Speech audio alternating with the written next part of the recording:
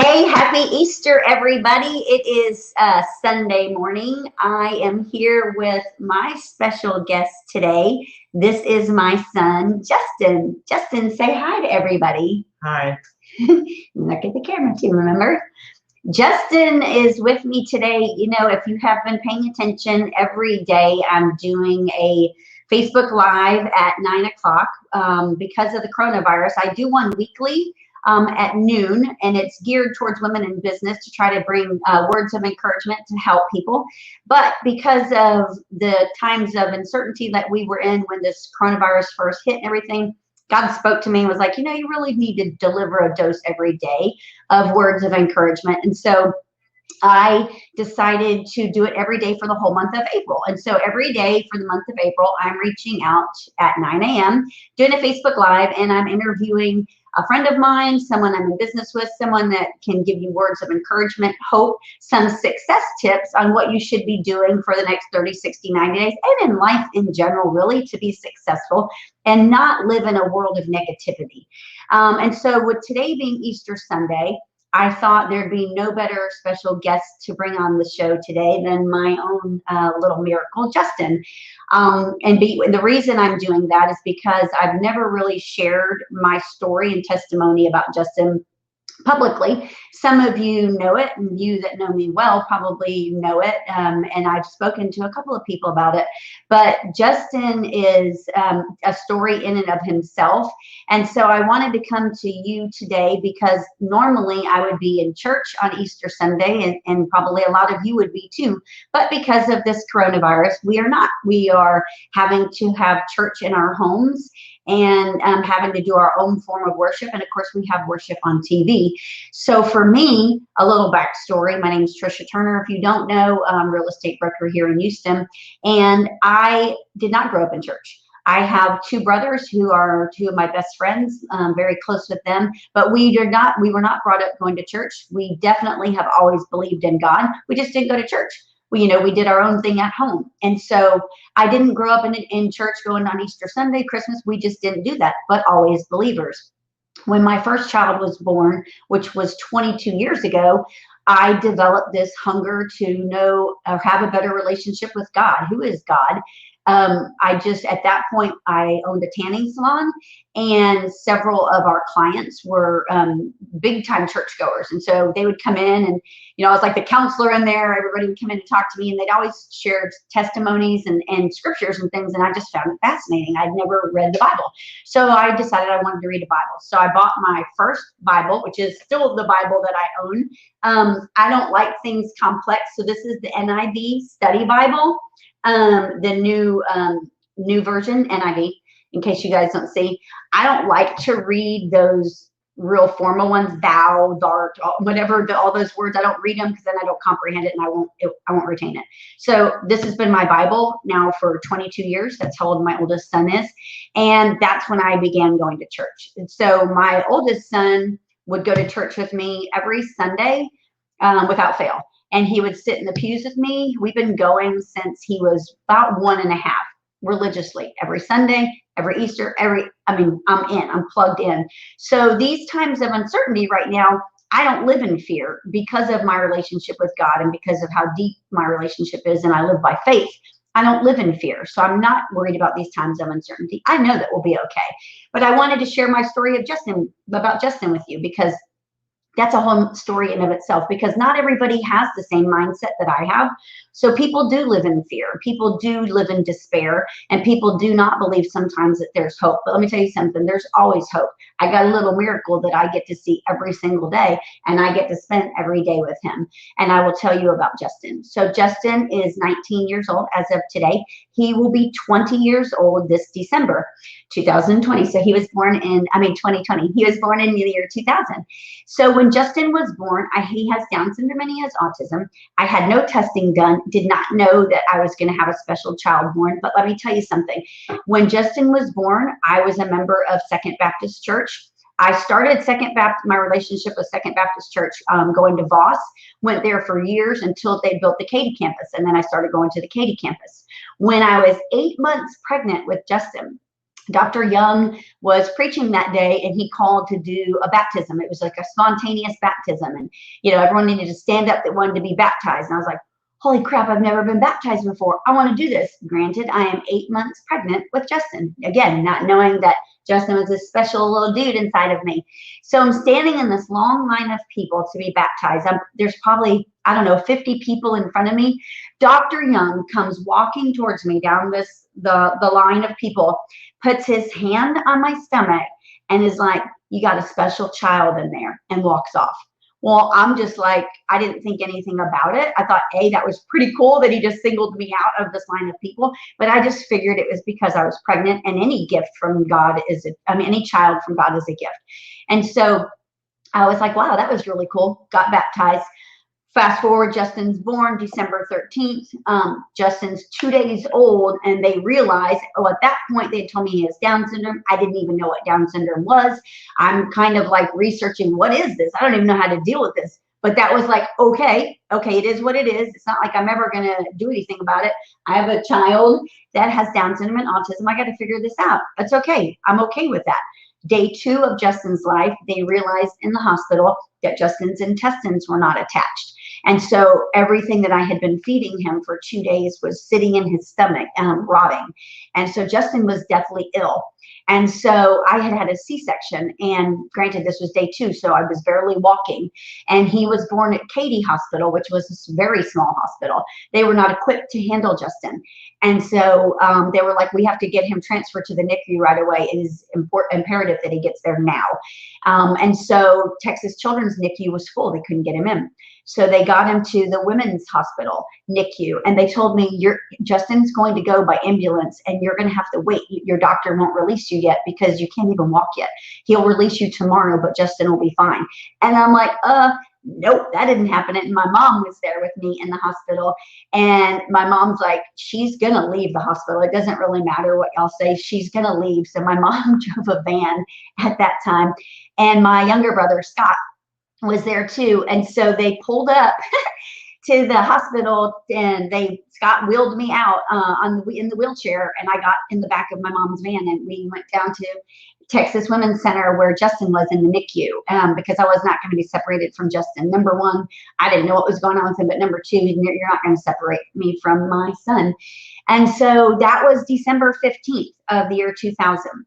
And Justin went into surgery right away to attach his intestines. He came out of surgery, and he wasn't doing really well. Justin was a full-term pregnancy, but he just wasn't doing well coming out of surgery. And so they had done the feeding tube, and they had him on oxygen, they had him on everything. And to make a long story short, the next probably week was really critical for him in ICU, in the NICU. He wasn't responding from the surgery. He was pretty much just lifeless, laying there in this incubator. He was, full size, but he couldn't breathe on his own. He couldn't eat on his own. He was lifeless. He was just lying there. And so they kept putting in IVs in him to nourish him and to feed his body. And I'll never forget. And at this time, Joshua was 3 years old, my oldest son. So Christmas Eve, we were headed, of course, every Christmas Eve we go to church. And so Second Baptist has an amazing Christmas Eve service. So it was Christmas Eve. We went to the NICU to see Justin, and we were going to go to church after seeing Justin. So we go into the NICU, go to see Justin, and the nurses come up, and they're like, we need you to sign consent forms. Justin is just not recovering from the surgery. We've blown every vein in his body. He has one vein left in his body. And y'all haven't usually been able to tell this without getting emotional, so I'm going to really do my best. But they were like, we have, there's one vein left in his body, and we're going to have to put a port on his head. And that way we can get him nourished and sustain him while he tries to recover from the surgery, because he's just not doing well. But they're like, we're not sure that he will pull through the surgery. And so I'm flipping out. So signed the papers, the consent forms. When I leave the hospital, I'm going to the church service, and I left Justin. He was there laying on his back. I'll never forget the way he looks, as if it was just yesterday, and just lifeless. And so we go to Second Baptist, and I put in this long prayer request about my son's not expected to make it through the night, and I really need prayer. I need help. And so it just went on and on and on. Leave the Christmas Eve service and go home. Of course, I'm just distraught, praying for Justin. Christmas morning, we get up, and granted, we have a 3-year-old, so we have to do, Santa had come. And so we let Joshua open his presents from Santa, and we're like, we've got to get to the NICU. We had not heard from the doctors yet, so it's like, I got to get down there and see what's going on with Justin. So go into the NICU, and you have to put on hazmat suits, to get in there basically. So we get into the NICU, and I walk over to where I had left Justin, and I'm expecting to see him in total just a horrible mess with, a big old thing in the top of his head. And I walk over there to him, and he's still laying flat on his back, just as I had left him the night before. And I bend down to kiss him. And as I'm bending down to kiss him, I realize, holy crap, there's no tubes on him. There's nothing. And when I had left him the night before, he had tubes everywhere. He was breathing by tubes. I mean, there was tubes everywhere. So I'm realizing, oh my gosh. And he had like these little rosy cheeks. And so as I'm coming up from bending over, the nurse is coming towards me. And this is like 8:30 in the morning. And I tell her, what happened last night? Why, what happened to Justin? Why are there no tubes on him? Where's the port? I thought you guys were going to take him into the OR last night. And she was like, yeah, we never took him into the OR, but we took all of his tubes off this morning. He's fine. He's breathing on his own, and he'll be able to go home in a couple of days. And I'm like, what? How did this go from last night, this night of despair where Justin's not going to make it through the night, and he's going home in a couple of days and he has no tubes on him? And I said, how did this happen? What happened? And she's like, your pastor was here during the night praying over him. And she starts crying, and I start crying, bawling, and Justin was spared. Now keep this in mind. That was Christmas morning, okay? Jesus' birthday. So Justin did come home. He came home about 2 weeks later. So he'd been in the NICU almost a month. And so Justin's first year in life, he came home, tried to bottle feed him. He just wasn't able to sustain. He also was born with a bad heart. So Justin was losing weight. He went into heart failure at about 5 months old. And he wasn't eating enough to survive. He wasn't big enough to be operable to get a heart put in or to get his heart repaired. And so they were like, you're going to have to put a feeding tube in your son. He's never going to get big enough to get through the surgery. Dr. Frazier's this world-renowned surgeon. He's going to repair Justin's heart. It's repairable, but your son's not big enough. He will not make it through. And I did not ever want a tube-fed child. I had read about them, heard about them. I did not want one. And I was afraid of it. And so at 5 months old, I granted them the right to put a feeding tube in Justin because I knew it was either the feeding tube or Justin would die. And so at 5 months old, feeding tube was put into Justin. He was in heart failure. So it took us 2 months of pumping food into him, and his tube was right in his stomach. Took us 2 months of pumping food in him, Pedialyte and Pediasure and everything under the sun to try to get him big enough to be operable. And he was. And so in July of 2001, so he was 7 months old, almost 8, Justin went into open heart surgery. Cracked him open. He was successful going through open heart surgery, came out of open heart surgery, was back in ICU. He was in ICU only for a couple of days. He was tube fed still at that time, and he started eating from a bottle. He regained strength enough to eat from a bottle. About 4 or 5 days from eating from a bottle, they had realized that they had forgotten to coat his stomach with this high dose aspirin before or after the surgery, I'm sorry. And so the whole time Justin was drinking from the bottle, it was eating his esophagus. And so for the first week after Justin came out of open heart surgery, his entire esophagus and stomach lining had been eaten up and was full of ulcers. So they were like, stop feeding him, stop bottle feeding him. Every time you put food in his mouth, it's like lighting his stomach on fire inside. And so I was like, oh my gosh, now we're going to go back to being a tube-fed child.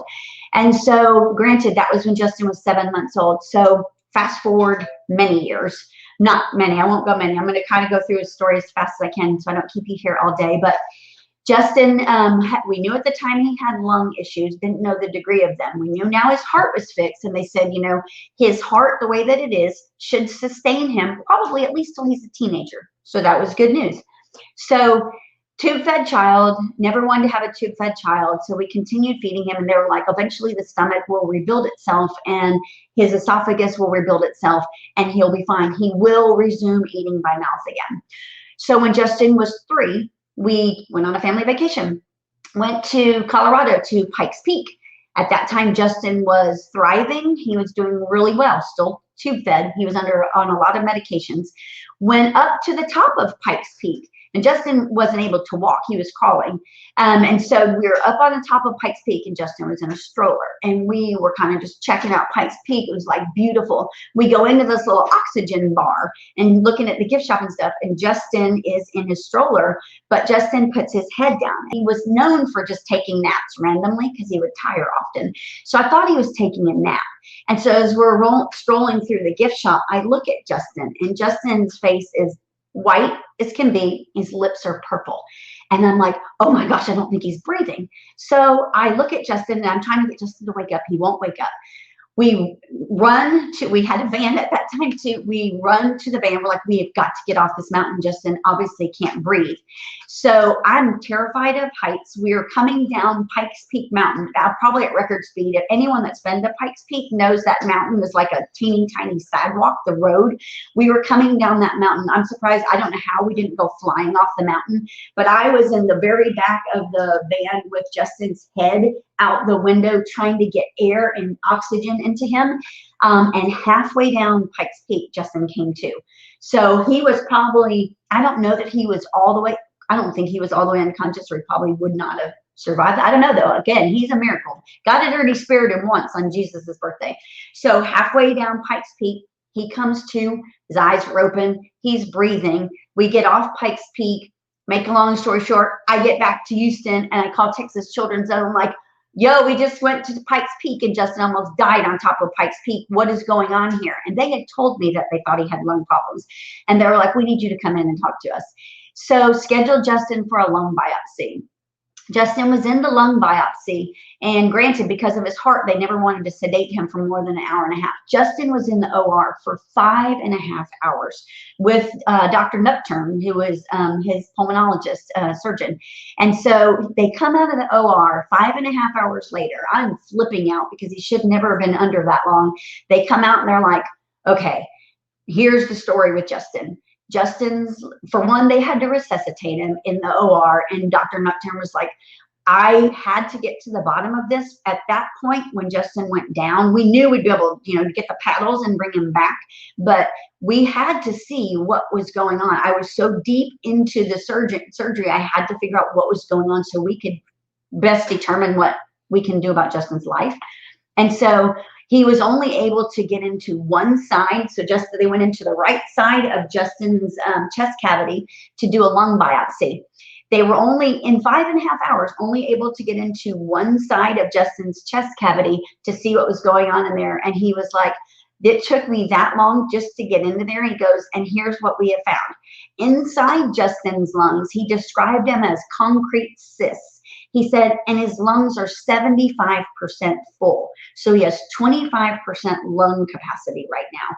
And he said, and these cysts, we can see now that they've been multiplying and they're growing. So when you were on Pikes Peak, Justin ran out of air. So that is what had happened up there. And they were like, Justin can never go on a mountain. He can never go on an airplane. He can never go into high altitude. You have to keep him on sea level, because at any point, these cysts, as they're growing, because they're growing and they're multiplying, they can rupture. And if that happens, you'll literally have about 30 seconds to jab something into his chest cavity so that air gets in and Justin can breathe again. Kind of like a scene from ER, from that show from years ago. And so I'm like, holy crap. And so at that point, they said he was terminal. Because there was no cure for the lungs. He's not viable for a lung replacement or a heart replacement, because pretty much almost everything inside of Justin was born medically challenged. There's nothing really in there that's normal. And so anyway, he couldn't get a lung transplant or a heart transplant. And so the lungs can't be drained either, because like he said, it's not a liquid form, it's like concrete. That's why it took him, he goes, it was literally like sawing into concrete to just try to get the biopsy. So they were like, at that point, they said Justin was terminal. They said, we went home from there, and this was when he was 4. And they said, enjoy every day that you have with him. We don't know how long it will take, because you can survive at 75% lung, with your lungs full. You can survive on 25% lung capacity, and Justin was. So they're like, we don't know how fast these are multiplying. We don't know how fast it's going to take to fill up. All I did was pray, y'all. All I did was pray, for God to spare Justin, have mercy on Justin, and make these cysts stop growing. Justin was 4. He was deemed terminal. I'm going to fast forward several years now. We kept going in every 3 months for x-rays, chest x-rays. He has the lungs, they say, like a 70-year-old smoker, terminal smoker. And so through all of that, though, every time we went in for his checkups at 3 months, 6 months, his lungs were still at 75% full. There was no growth. So then they were like, okay, so maybe he's going to live to age 9, because now we're not seeing any growth. So maybe it will be age 9, because his lungs aren't growing either, though. And Justin went, y'all, 5 years. All my friends know it. He went 5 years without growing. He was the littlest guy in the world. You remember how little you were? Now, keep in mind, though, he was still tube fed. He still could not eat anything by mouth. And so once they deemed him terminal, one of my other prayers on top of his lungs stopping, the cyst stopping growing, was that he learned to eat by mouth. Because I was like, I was hell-bent against having a tube-fed child. I never wanted to have one, so that I hated that. That's just straight up honesty. And then I was like, if my child is going to pass at such a young age, he's going to at least know what pizza tastes like, and ice cream and chocolate, one of my favorite things in the world. So we went to every feeding therapy you could imagine. I went through years of therapy with Justin and just couldn't get him to eat by mouth. He didn't want anything to do with it. And so kept praying about it, though, y'all. I never lost prayer, and I never lost hope. I always believed that Justin would not pass on and go to heaven until he had learned to eat by mouth. And I believed that God would make it happen. I never lost hope. And so at 10 years old, miraculously, again, Justin started eating by mouth. Justin eats by mouth now, don't you? We took Justin's feeding tube out at the age, I think it might have been 11, maybe 12, can't remember. But at 10 is when he started eating by mouth, because the doctors were like, because as soon as he started eating by mouth, I'm like, okay, take that thing out. I do not want this thing in here anymore. And they're like, no, that's not how it works. He has to eat by mouth and be able to sustain life eating by mouth for a year before we will take that out. Because what if he reverts back or gets sick again, because he was still not in the clear yet, still having lung issues and heart problems. So they're like, we cannot take that out because he may need it and he may get sick. And I was like, y'all, if anyone that knows me knows I can be a little bit stubborn and feisty. So I would have full-blown arguments with them, these doctors. I'm like, number one, Justin's not going anywhere. Justin's here for a purpose. Clearly, God has spared him now multiple times, and he's a little miracle child. Every single day, he reminds me that God is real, God grants miracles, and miracles do happen, and there's hope for anybody that believes. And so after a year, just to let y'all know, I took it out early because I knew how to take it out. I didn't wait a year. I took it out early. I waited 6 months, but I took it out early. But after a year, they went in and physically sewed it up and closed it up so that it wouldn't be put back in. And here Justin is at 19 years old, still functioning on 75 or 25% lung capacity. He now goes into cardiology. Well, we went 2 years before his last checkup. Now they told us we can probably wait another 2 years before we come back. Pulmonology is still something that we do every year. Justin gets tired. That's okay. He coughs. He has a cough because he has his lungs stuck. But you know what? God gives him the miracle of life every single day. Justin's happy. Justin's going to get married. He's going to marry Marina, right? Zachary is his best friend. Justin loves life. He is happy as can be. And so I want you all to know that I have a miracle every single day that I get to see, and I get to have hope. That's one of the reasons I don't live in fear. So you guys just, if you're in despair or hope, today was the day that Jesus rose from the dead. He died for all of our sins so that we could have an abundant life. I have an abundant life, and you have an abundant life. The fact that you're alive and well is an abundant life. I have a miracle that lives with me. And so, I don't care how bad your life gets or how hard your life gets. Think about Justin. Think about how hard Justin's life was when he began. Think about Jesus. Think about how Jesus died, what a brutal, horrible way that he died for us. and think about people that are in a worse situation than you, because there's always hope and there's no reason to live in despair. I normally don't write things down that I'm going to read or to tell you guys. There's a couple of scriptures that I have to put my glasses on to read that I just wanted to read on this Easter day. John 14:27 tells us that Jesus gave us his peace, but he said that we must not allow ourselves to be fearful, intimidated, or unsettled. The book of Matthew is one of my favorite books of all in the Bible. Matthew 6:34 tells us, so do not worry or be anxious about tomorrow, for tomorrow will have worries and anxieties of its own. We're not supposed to worry about what's going on tomorrow. We're supposed to worry about what's going on today. God gives us grace for today. If I would have worried about what's going on with Justin every day of Justin's life for 19 years now, I probably would be a basket case. I probably would have driven off a bridge somewhere, but I never despaired. I've never lived in fear. I know that he's a child of God and he will be here until God takes him home. The coronavirus isn't taking him down. Lung incapacity is not going to take him down. When God says it's time, that's when it is done. God's grace is on us to handle whatever we need for today. Tomorrow's grace will come tomorrow. We don't need to worry about that. James 1:12 tells us, blessed is the man who perseveres under trial, tests. He will receive the crown of life that God has promised to those who love him. So I want to tell all you guys today on Easter Sunday that anything is possible. Anyone who's out there and you don't believe, I have someone right here who is only here by the grace of God. Only. At Texas Children's, he's his case study. They tell you they don't know why he's here. He's a child of God. That's all they can tell you. So they keep tabs on him. They write stories about him. He's been featured in all kinds of things because we don't know why he's here other than God's mercy. So many years ago, I lived in LaGrange and I attended a small church there. And the pastor knew Justin's story. I had shared Justin's testimony and my testimony about Justin with this pastor privately. And he told me, I need you to stand up in front of the church and tell about this. It will give people hope.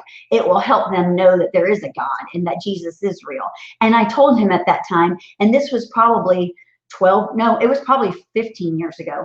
I told the pastor at that time, I can't do that. I'm not capable of sharing this story publicly because I couldn't talk about it, for one, without it destroying me. And for two, it just was too private. So this is the first time that I'm going public with it because God's been speaking to me about it for the last 2 days that I needed to share this story because there's a lot of you guys out there that are in despair because of the coronavirus and you're living in fear. Don't live in fear. You have to trust in him that he's not going to harm you. He's not going to form any weapon that's going to hurt you. Everything is for your good. And you just have to trust in that. We don't always understand everything that's going on in this world, and you're not supposed to. It says that in the Bible. Trust not on your own understanding, but trust in him. And so Justin and I live by that, don't we? Tell everybody happy Easter. Real loud. Look right there. Look right there. Say real loud, happy Easter. Happy Easter. Did you get any toys for Easter? Yes. What did you get? Power Curse. You got a Power Ranger? No, Power Curse. Pirate's Curse, I think. Because the Easter Bunny comes to our house, right?